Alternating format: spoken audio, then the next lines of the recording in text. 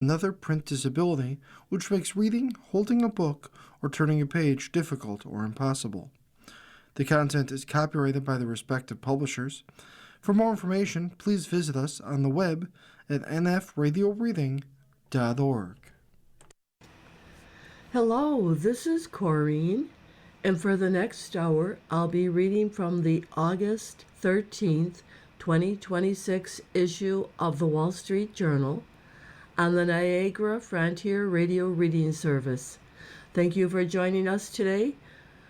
The highlights under Business and Finance are: the annual inflation rate fell slightly to 3.4% in July, easing pressure on the Federal Reserve to raise interest rates next month.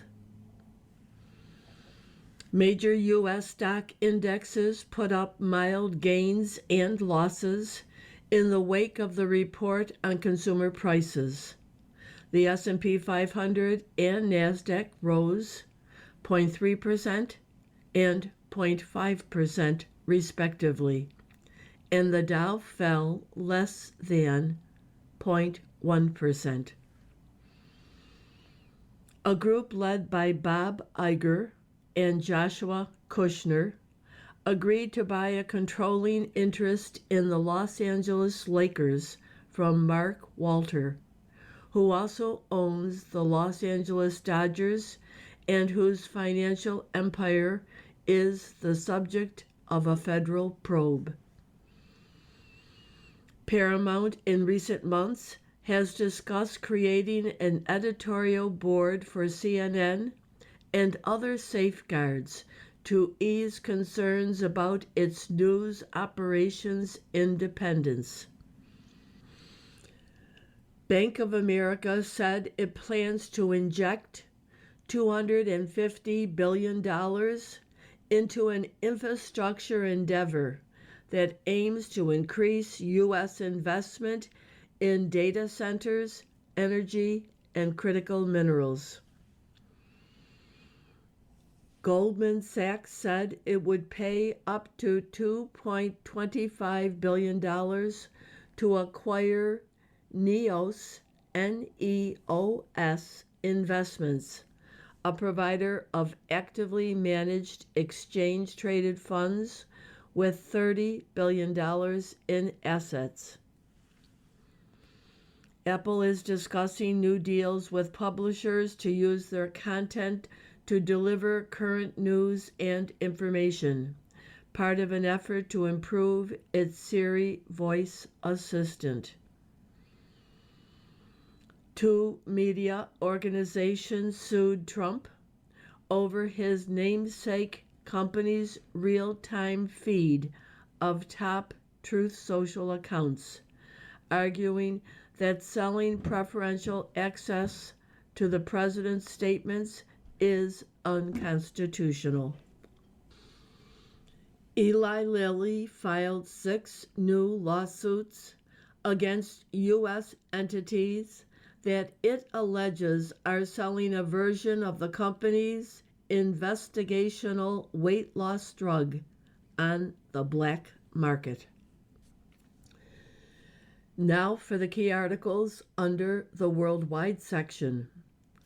Federal aviation officials plan to move air traffic control antennas and implement new procedures to avoid a repetition of last week's safety incident with Marine One near a busy Washington, D.C. airport.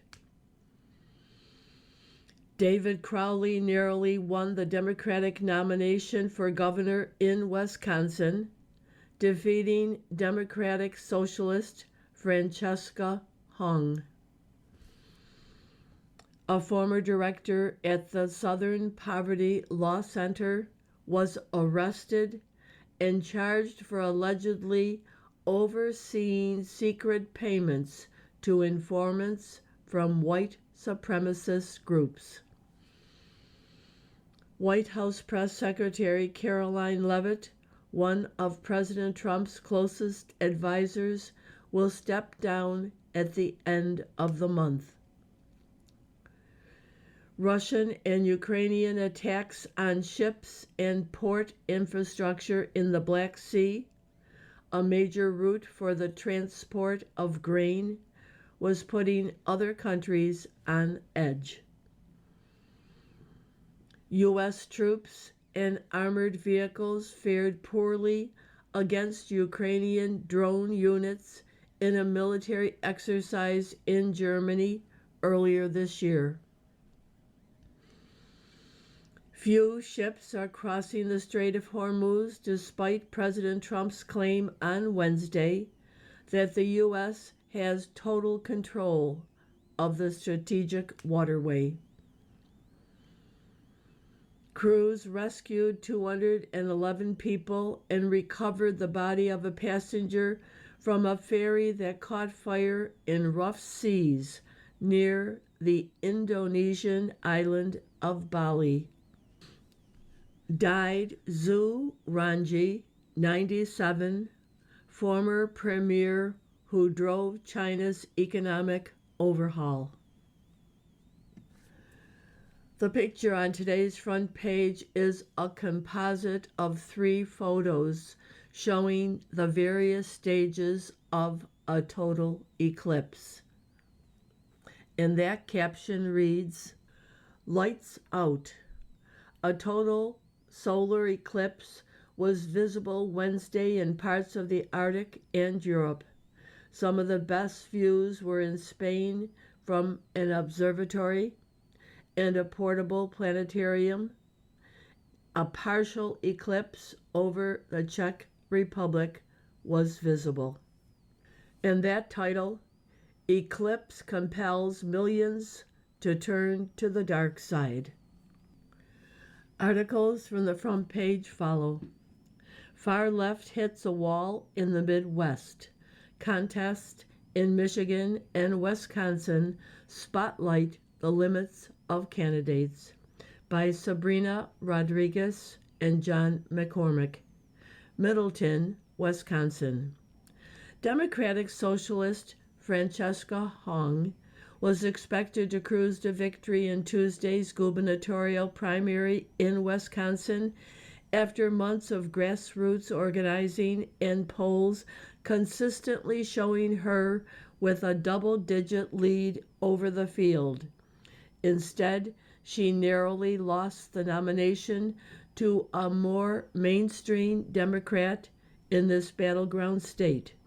In neighboring Michigan, progressive Abdul El-Sayed held a similar commanding lead in polls, only to eke out a win a week earlier over a centrist lawmaker by a single percentage point. The ascendant far left is hitting turbulence in the Midwest, where voters are showing that the big victories they have had in deep blue pockets of the country are much tougher to secure in purple areas. While progressives have been gaining ground in races across the country, the mixed results show that there are limits on the movement and its appeal outside of major cities. It also serves as the latest reminder that the continuing debate over the Democratic Party's identity is still raging. "The Midwest is not Manhattan," said Charles Franklin, director of a Wisconsin statewide poll conducted by Marquette Law School. "There are limits." Still, Franklin said, Wisconsin and Michigan showed the very progressive elements in the party have a stronger position than we have previously seen. Hong, a dues-paying member of the Democratic Socialist of America, represents one of Wisconsin's most liberal legislative districts in the state assembly, and exploded onto the national political scene as the surprise front-runner in the governor's race.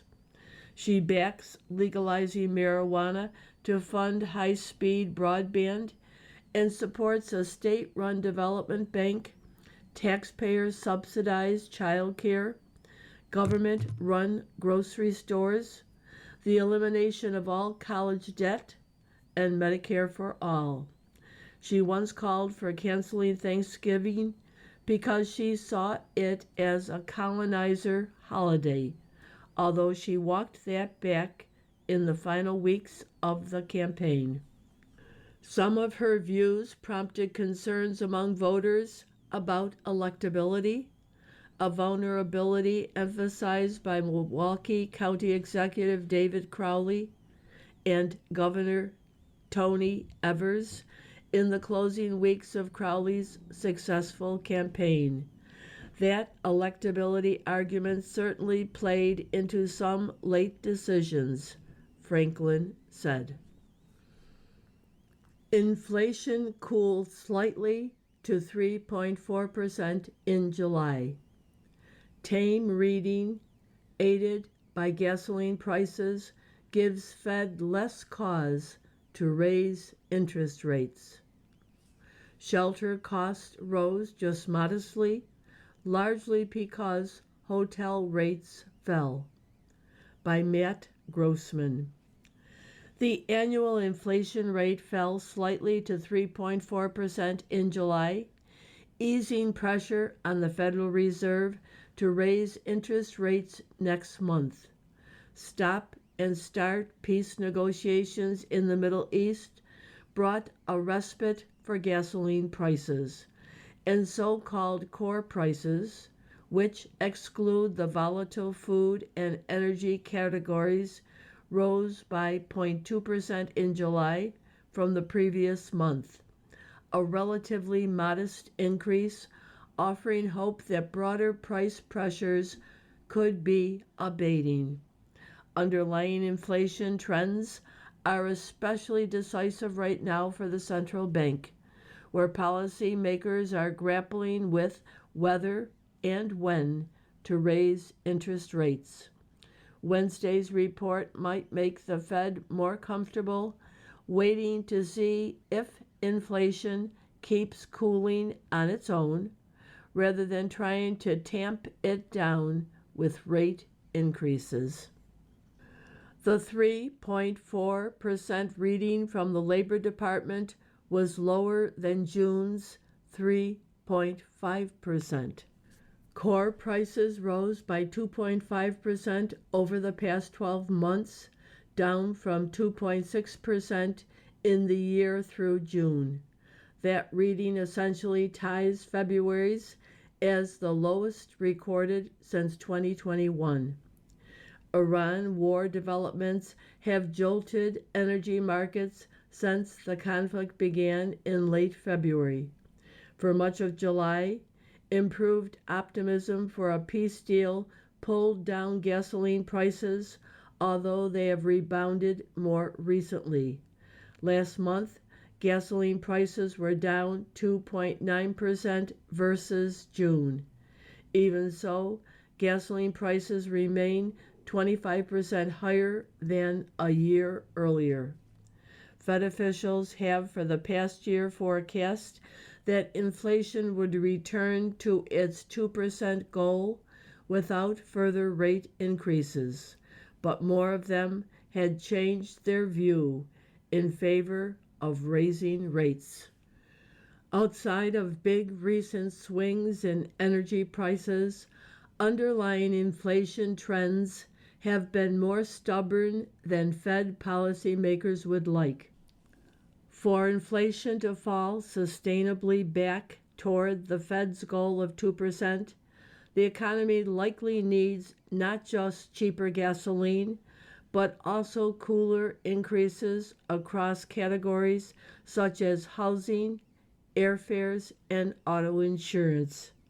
Whether companies can keep passing along higher prices to consumers across the rest of the economy will depend in large part on the financial health of shoppers. Consumers have been resilient so far, but many are exhausted from 5 years of elevated inflation, and they are facing an uncertain labor market. You are listening to a reading of articles and features from the Wall Street Journal on the Niagara Frontier Radio Reading Service. Investors keep over $3 trillion cash pile on sideline by Miriam Gottfried. Since Don Ross retired as an airline pilot a decade ago, all the financial planners he has spoken with have wanted him to invest his cash. He isn't sold. He is keeping 85% of his portfolio in stocks and the rest in a money market fund yielding 3.62%. Ross looked at historical bear markets and determined they typically don't last longer than 3 years. He keeps enough of his portfolio in cash to comfortably get himself through that period, and he sells stocks when he needs to replenish his cash pile. The financial planners have suggested bond funds, but to the 75-year-old, there couldn't be a worse stream of income. He is also among the investors giving headaches to the money managers who want them to part ways with their cash. Individual investors are sitting on a mountain of it. There is over $3 trillion in retail money market funds hovering around a record high, according to the Investment Company Institute. And that doesn't include the trillions of institutional dollars sitting in money market funds. Assets flooded into these funds in 2022 when the Federal Reserve ended its policy of near zero interest rates. Money market yields rose above 5%. Rates have since fallen, but money market funds, which now yield 3.49% on average, according to Crane data, have retained their appeal. StubHub customers face long battles over refunds. Burn ticket holders complain of inferior replacement seats, ordeals to recoup money, stuck outside a World Cup game. 3 hours before the U.S. played Paraguay in the World Cup in June, Ricky Zaragoza was standing outside SoFi Stadium in Inglewood, California, with his father and no tickets. He had waited for this day since March 2025, when he paid $2,162.90 for a pair of seats as a birthday gift for his father. 4 days earlier, Zaragoza had called online ticketing platform StubHub to say his tickets still weren't in the FIFA app. The company promised replacements by noon the next day. At kickoff, Zaragoza was still without tickets. He approached the stadium's guest service windows. "You're here because of StubHub, aren't you?" he recalled a stadium employee saying.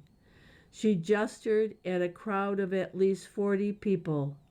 "You're not the only one. All these people are here because of StubHub." StubHub's terms of service require disputes to be resolved through private arbitration, not the courts. The company has changed its designated mailing address for customers to send a notice of dispute at least 7 times since January 2025. This very long article explains that many customers have not resolved their disagreement with StubHub. Iger and Kushner set to buy Lakers for $12.5 billion. By Andrew Beaton. A group led by Bob Iger and Joshua Kushner have agreed to buy a controlling interest in the Los Angeles Lakers from Mark Walter, the billionaire who owns the Los Angeles Dodgers and whose financial empire is the subject of a federal probe. Kushner and Iger are in agreement to buy a majority stake in the basketball franchise in a deal that values it around $12.5 billion, according to people familiar with the deal, marking the highest ever valuation for any sports team. Walter bought the Lakers last year from the Buss family, which had owned the team since 1979 and maintained a minority stake.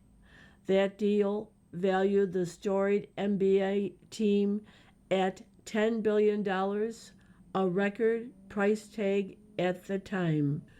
The decision by Walter to sell the Lakers to a firm backed by Kushner and Iger, the former Disney chief executive who is also an advisor to Kushner's Thrive Capital, is a stunning twist.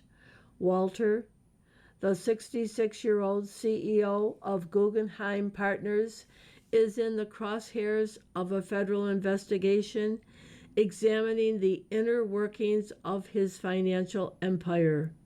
The investigation is looking into whether private credit deals involving his companies constituted fraud.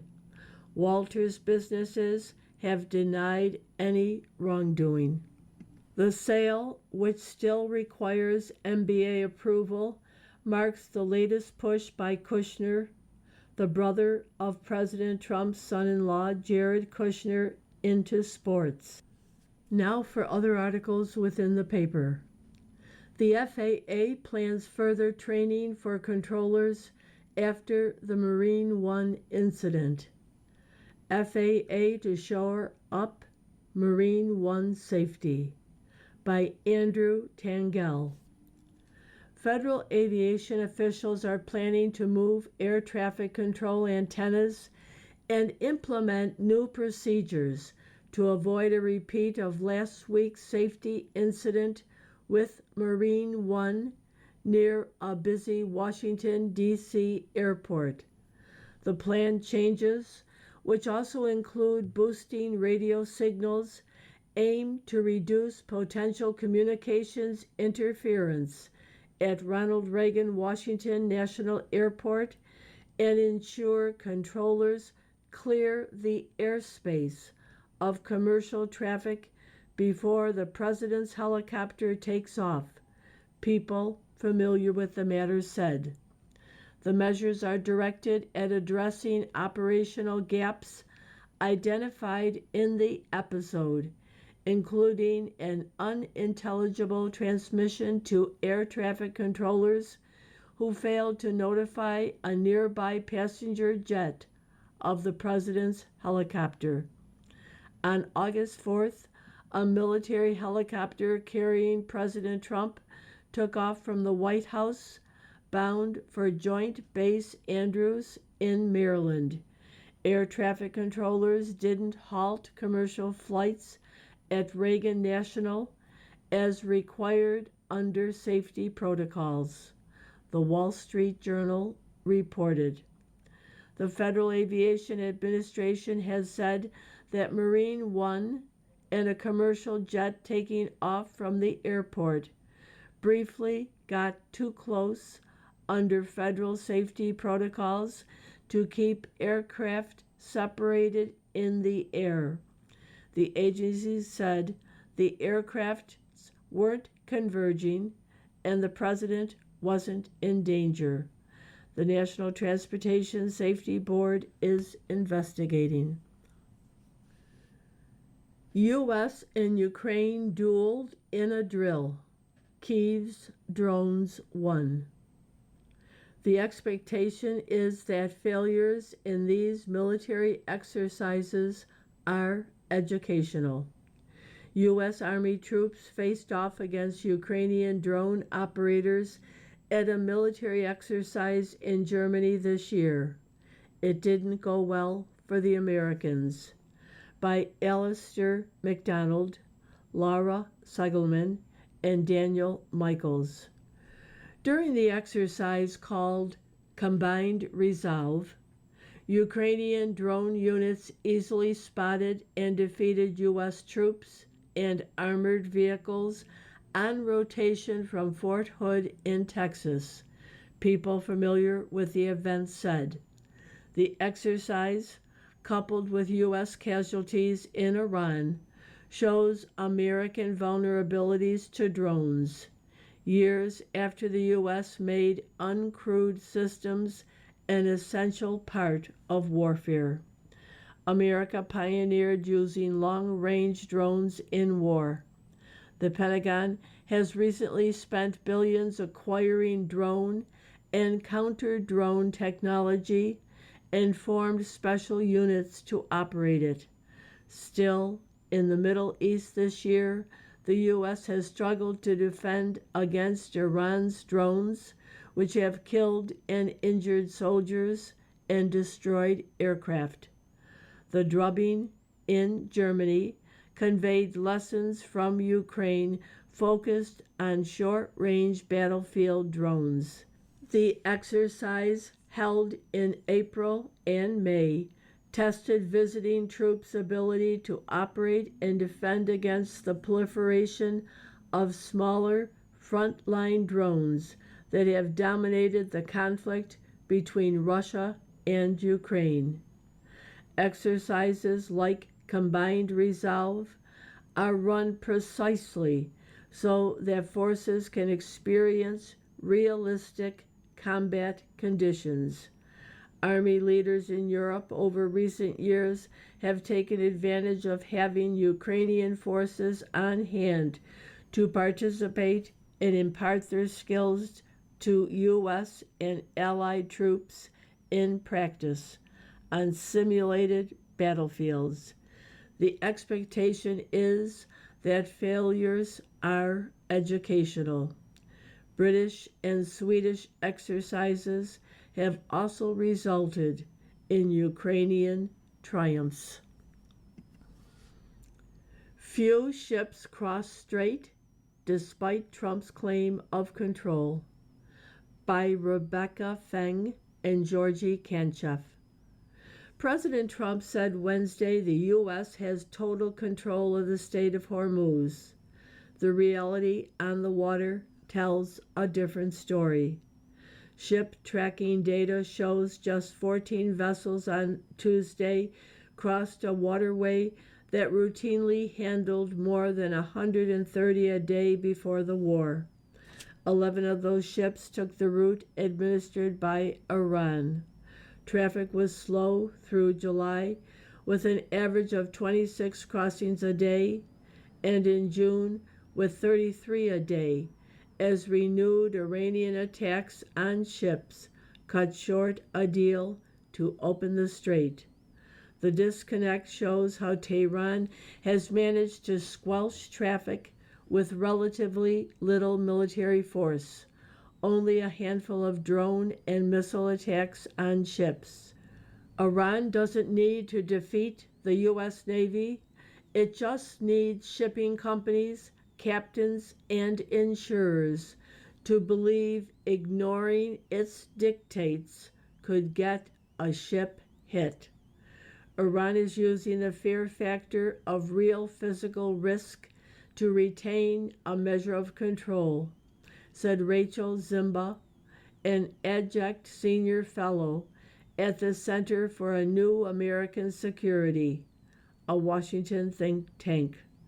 The risk-reward is simply not there for many global tankers.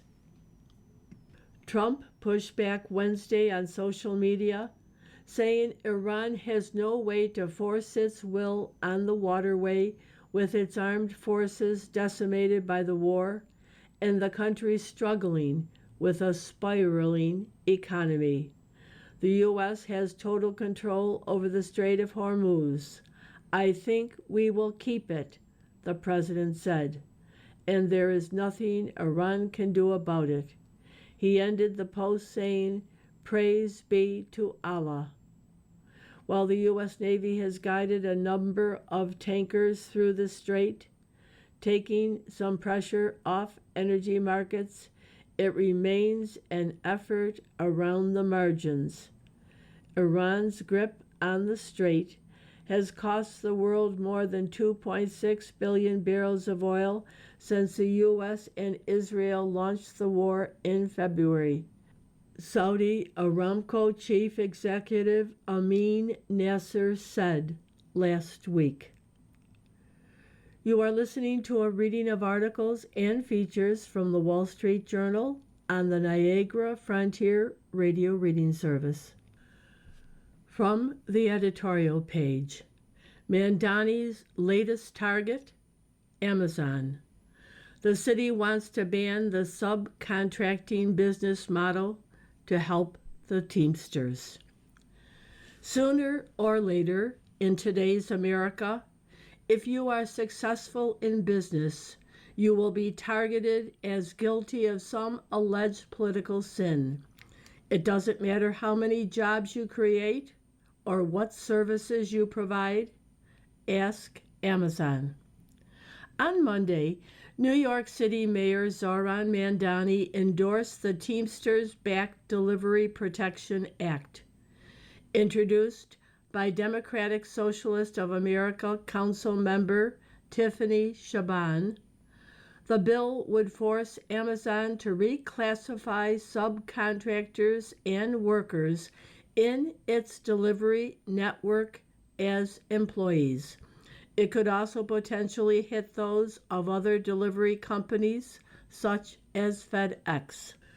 The Teamsters and its left-wing allies are using New York City to test drive the ban on subcontracting, which they hope to take nationwide. Mr. Mamdani's office says Amazon and others use subcontractors to shield them from responsibility, which leaves workers vulnerable and corporations free to avoid accountability for reckless conditions on city streets. That's a misdirection. Amazon's last mile delivery network relies on some 40 subcontractors, which employ more than 5,000 workers. This sophisticated network is what can get the goods you order to your doorstep in hours, and it provides flexibility for workers who have irregular schedules, such as college students and home caretakers. Amazon requires its subcontractors to provide full-time employees health coverage and paid time off. Subcontractor drivers earn on average roughly $24 an hour. Many subcontractors offer additional benefits, including tuition assistance and paid vacation. These small businesses reflect the diversity that progressives claim to favor. Amazon says 25% are owned by Black or Hispanic entrepreneurs, 10% are veteran-owned, and 10% are graduates of our Road to Ownership program, a company initiative that helps high-performing employees become business owners. Subcontractors also provide workers' compensation for workers injured on the job. Vans are equipped with technology that notifies subcontractors of unsafe driving behavior. The cargo e-bikes that couriers peddle around Manhattan cannot travel faster than 12 miles per hour. If New York City streets are becoming more perilous, don't blame Amazon. One goal of the bill is to aid plaintiff attorneys who figure they can obtain bigger legal payouts for accidents from Amazon than they could from its small business partners. Directly employing subcontractors could also impel Amazon to carry more expensive insurance coverage, which would raise delivery cost. A study commissioned by the Five Boroughs Jobs Campaign, a coalition of economic development groups that has received funding from Amazon, estimated that the Delivery Protection Act would increase household costs by $664 a year. Amazon warns that hefty compliance costs could force it to relocate its 10 distribution centers outside the reach of city politicians and regulators, perhaps Long Island or New Jersey. Say goodbye to same-day delivery. Driving the attack on Amazon is Teamsters President Sean O'Brien. United Parcel Service has laid off tens of thousands of workers, in part as a result of its expensive 2023 labor contract with the Teamsters. Amazon subcontractors are now delivering many packages for the company that Teamsters UPS workers previously did. The National Labor Relations Act doesn't allow sub and independent contractors to unionize. By banning the subcontractor model, the bill could enable the Teamsters to unionize Amazon drivers and couriers. Mr. O'Brien held a rally Monday for the bill with DSA members, including Ms. Chaban and State Assemblywoman Claire Valdez, who in June won a House primary. Socialist influencer Hassan Piker is promoting the bill on social media. All of this makes Vice President J.D. Vance's efforts to court the Teamsters boss all the more bizarre. Abolishing the independent contracting model has been a long-time goal of the political left, and they don't mind if they run over the little guy in the process. What China might have been. Zhu Ranji tried to keep the country on a path of market reform. It's easy to forget that China's present economic travails and diplomatic and strategic rivalries weren't inevitable. For a period in the 1990s and early 2000s, it looked as if the country might be on a path toward lasting reforms and a greater openness to the rest of the world. That was the project of Zhu Ranji, the former premier who died Wednesday at age 97. As the second most powerful official in the Communist Party and state from 1998 to 2003, under President Jiang Zemin, Zhu made economic reform the focus of his tenure. He is best remembered outside China for negotiating its entry into the global economy via World Trade Organization, WTO, membership in 2001. That agreement forced Beijing to make policy concessions, including reducing tariffs on agriculture and opening politically sensitive industries such as banking to foreign investment. In the decades since, Beijing has failed to live up to many of its WTO promises, and Western protectionists often assume it intended from the start to cheat on the deal. Reformers such as Zhu, however, hoped the agreement would entrench their program. That was a big reason Western free marketeers, including these columns, supported the deal. It was worth trying, giving the benefits for the world of a China that evolved in a free direction. Imagine how different the world would be now. Xu's domestic program made headway for several years. It included shrinking state-owned companies, cutting government bureaucracy, creating a private housing market, and rationalizing public finances in a way that allowed Beijing to function as a modern state. China's commitment to these measures contributed to hope that it was on track for further market reforms. Some of Xu's efforts inadvertently set the stage for the country's current problems. Particularly damaging has been the combination of a private real estate market and fiscal policies that encourage local governments to borrow heavily against future land revenue.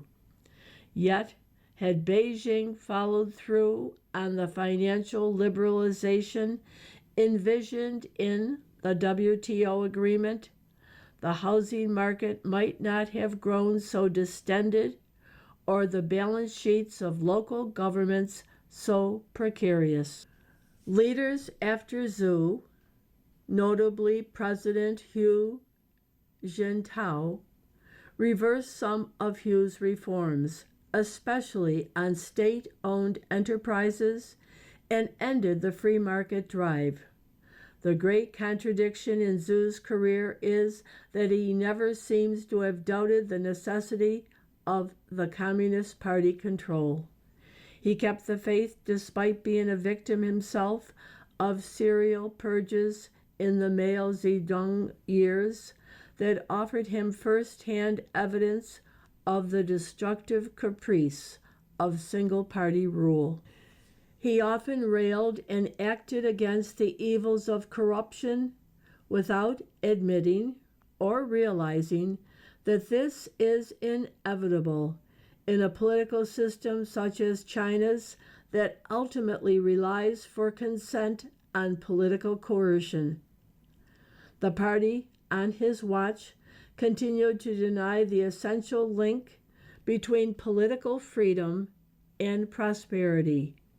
Cruelties such as the one-child policy persisted. It's hard to know how China might have changed if Xu's generation of reformers had continued in power.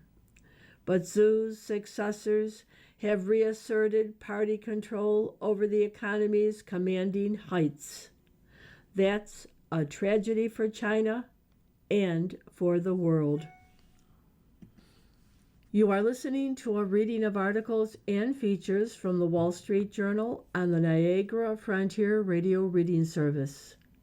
From the opinion pages, 7 Steps to Defeat Dems and the DSA. Far-left candidates give an opening to the GOP in the midterms. Can they use it wisely? By Karl Rove.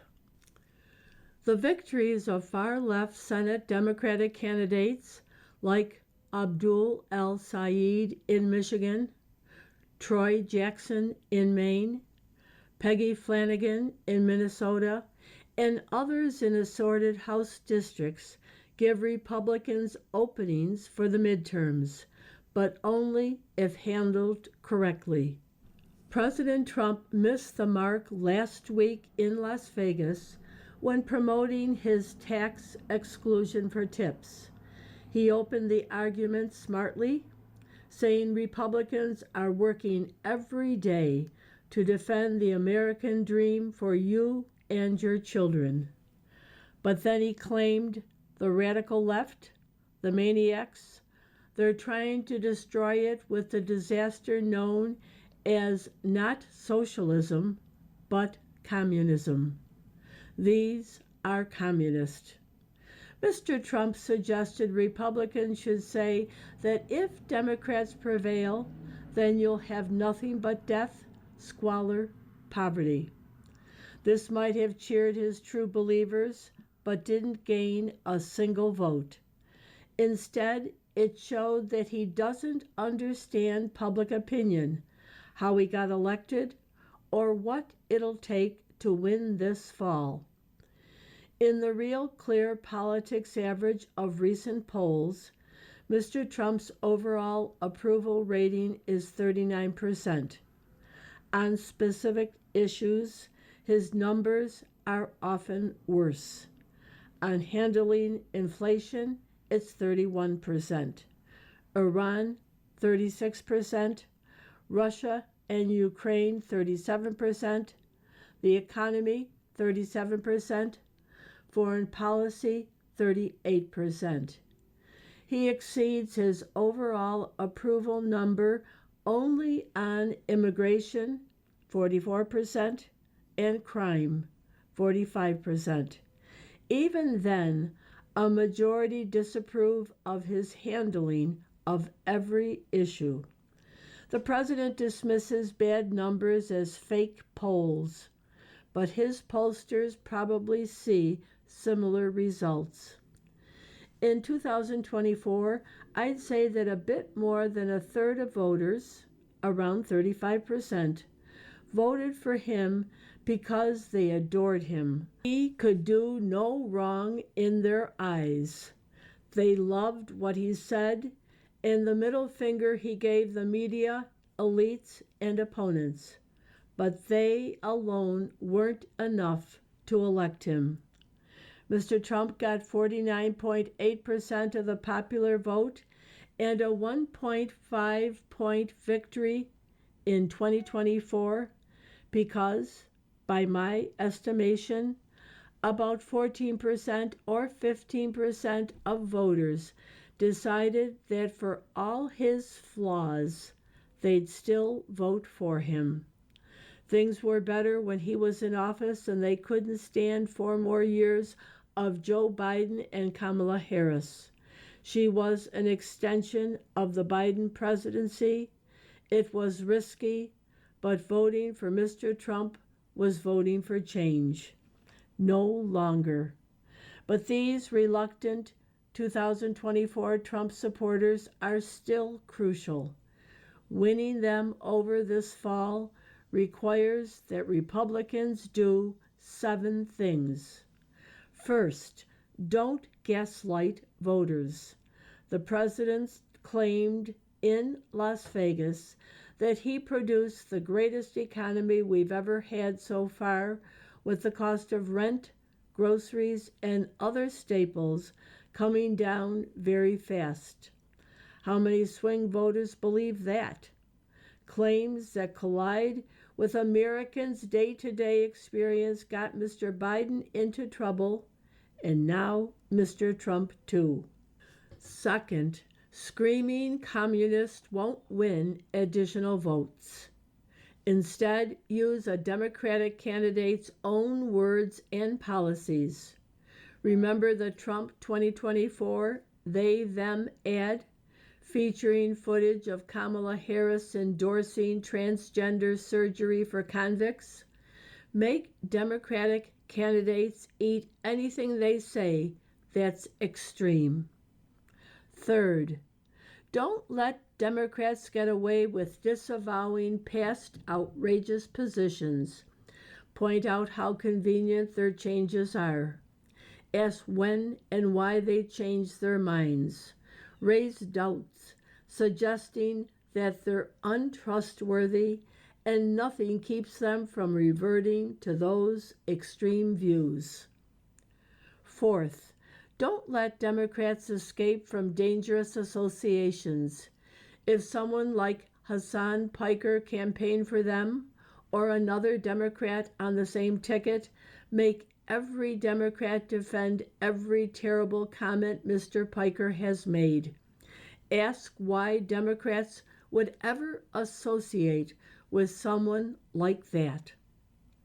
Fifth, Republicans, especially those running against candidates endorsed by the Democratic Socialist of America, or opponents who share their state ticket with DSA-backed Democrats, must explain why the DSA's agenda won't work and will hurt voters.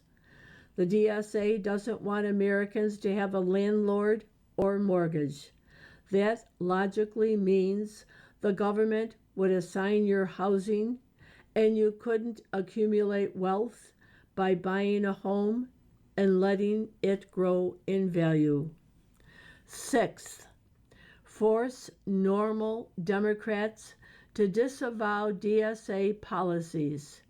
Yes, that gives some Democrats an opportunity to say they won't abolish ICE, defund the police, or close prisons.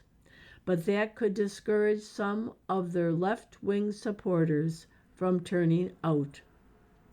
Finally, Republicans can't simply run on having done a good job last year.